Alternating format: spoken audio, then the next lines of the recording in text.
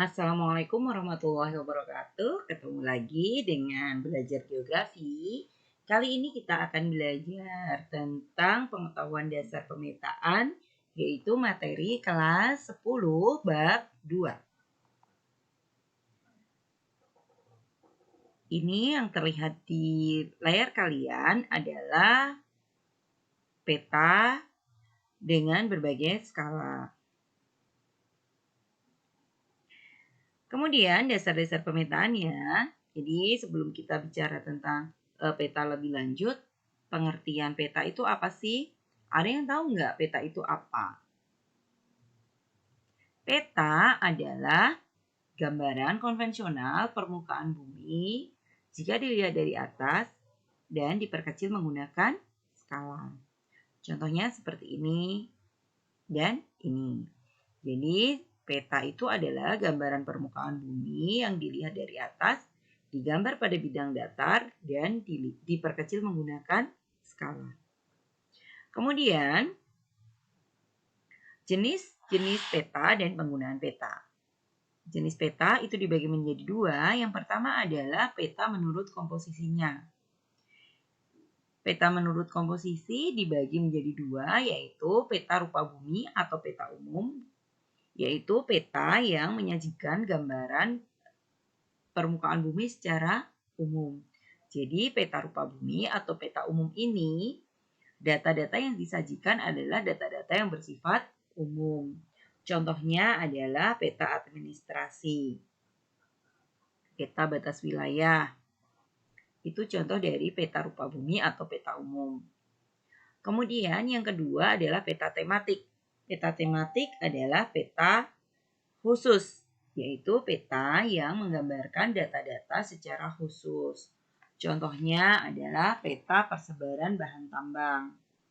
Kemudian peta curah hujan. Nah, itu termasuk peta khusus. Kemudian menurut skalanya peta dibagi menjadi 4. Yang pertama adalah peta berskala kecil, yaitu skalanya 1:500.000 sampai dengan 1:1 juta. Yang kedua adalah skala sedang, yaitu 1:250.000 hingga 1:500.000. Yang ketiga adalah skala peta berskala besar, yaitu peta dengan skala 1:5.000 sampai dengan 1:250.000. Dan yang terakhir adalah peta kadaster atau peta berskala sangat besar, yaitu petanya kurang dari 1:5.000. Jadi semakin besar skala peta, maka objek yang digambarkan juga semakin jelas, semakin detail.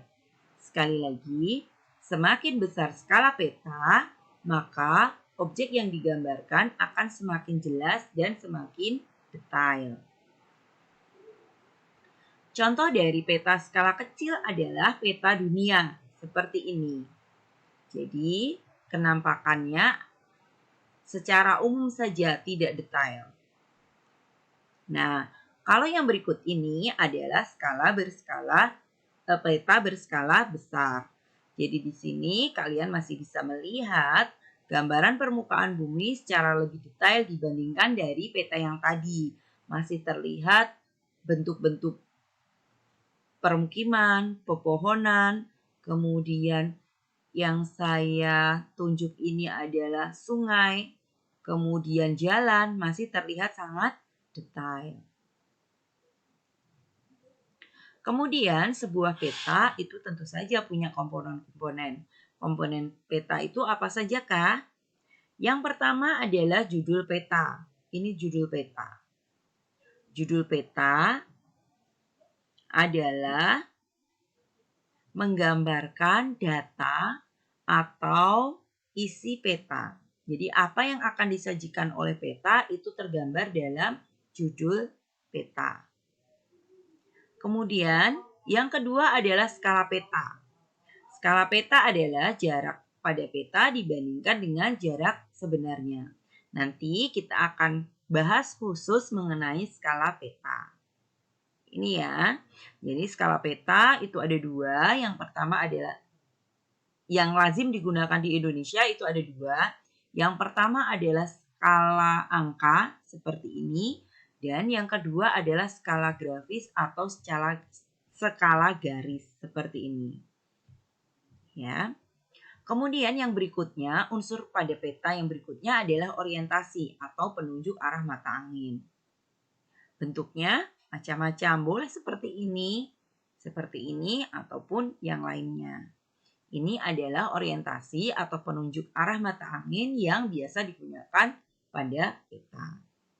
Yang berikutnya adalah simbol peta.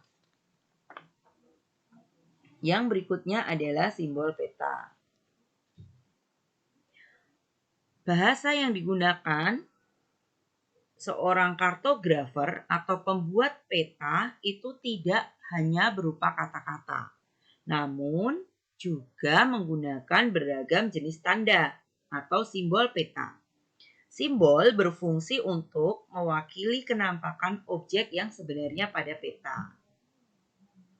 Komponen ini menjawab pertanyaan tentang apa terhadap suatu fenomena geografis.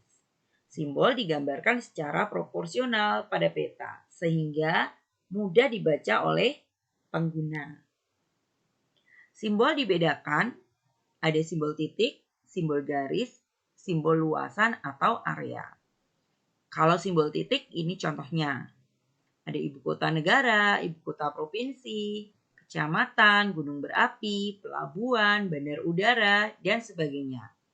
Kemudian simbol garis berupa untuk menggambarkan sungai, jalan raya, batas negara, batas provinsi, batas daerah, rel kereta api, dan sebagainya. Kemudian simbol luasan atau area untuk menggambarkan daerah yang lebih luas seperti danau, rawa, sawah, hutan, formasi batuan kapur, dan sebagainya.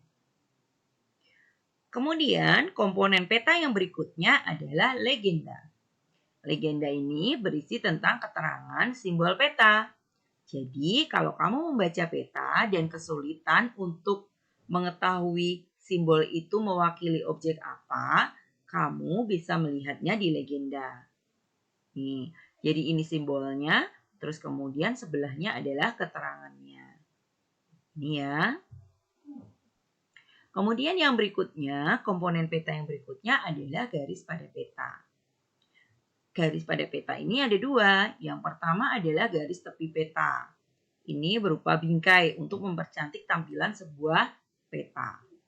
Kemudian yang kedua adalah garis astronomi untuk menunjukkan titik koordinat suatu tempat.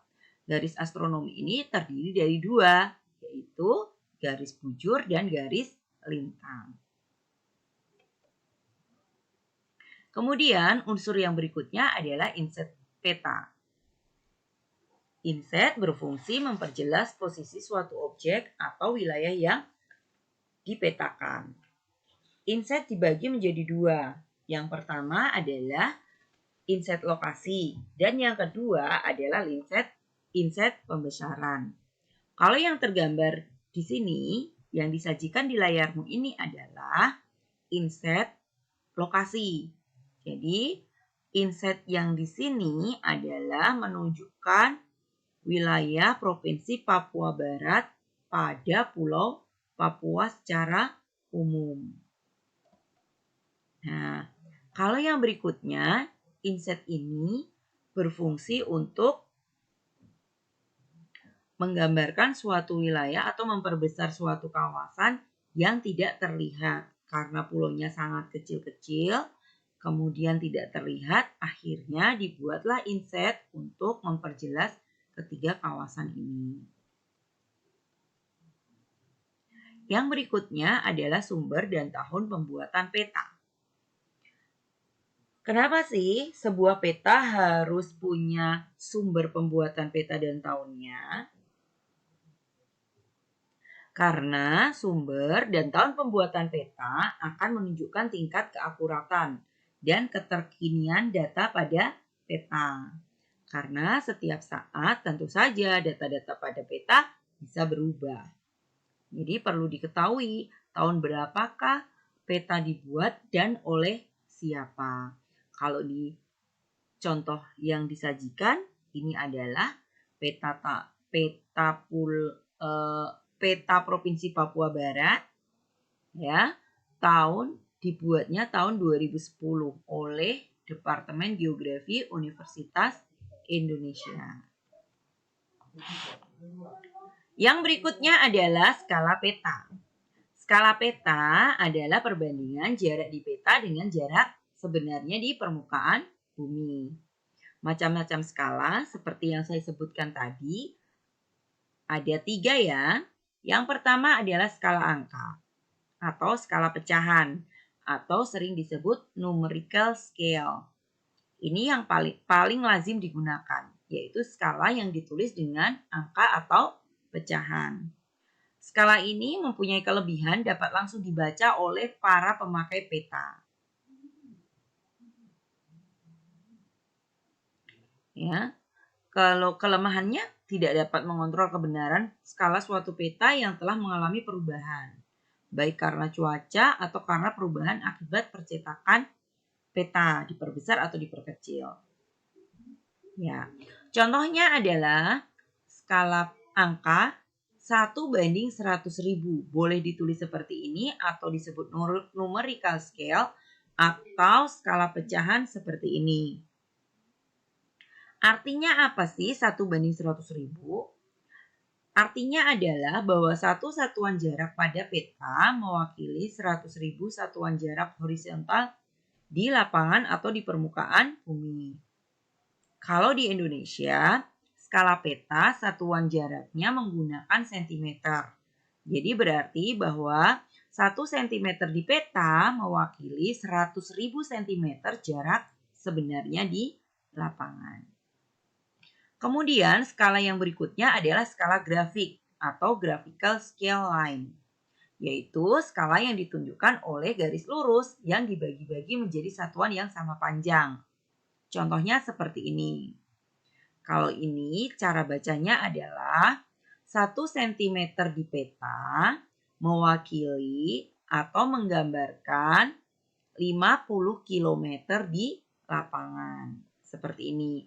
4 cm di peta menggambarkan 200 km jarak sebenarnya. Yang berikutnya adalah skala verbal atau verbal scale, yaitu skala yang dinyatakan dengan kalimat. Ini biasanya digunakan pada peta-peta di Inggris. Kalau di Indonesia jarang digunakan.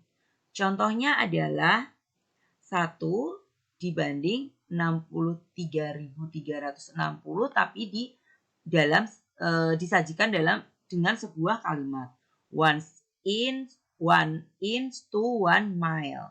Contohnya seperti itu. Kemudian cara menghitung skala. Menggunakan rumus skala, jarak pada peta sama dengan jarak di peta. Skala peta sama dengan jarak di peta dibagi jarak sebenarnya. Yang harus kamu ingat-ingat adalah rumus dasar ini. Ya. Nah, kalau yang segitiga ini bisa untuk pertolongan, bisa untuk sebagai jembatan kalau kamu ingin mencari skala jarak pada peta atau jarak sebenarnya. Kalau kamu mencari skala berarti jarak pada peta dibagi jarak sebenarnya. Oke ya. Terus kemudian yang kedua adalah menggunakan peta topografi. Ya. Ini peta topografi itu ada kontur intervalnya atau interval antar garis kontur. Garis kontur itu adalah garis yang menghubungkan tempat-tempat dengan ketinggian yang sama. Rumusnya adalah penyebut skala sama dengan 2000 ini konstanta ya, dikalikan interval kontur. Nanti kita akan pelajari lebih lanjut bagaimana sih cara menghitung skala dengan berbagai rumus. Yang ketiga adalah membandingkan peta tidak berskala dengan peta lain yang mencakup daerah yang sama. Jadi misalnya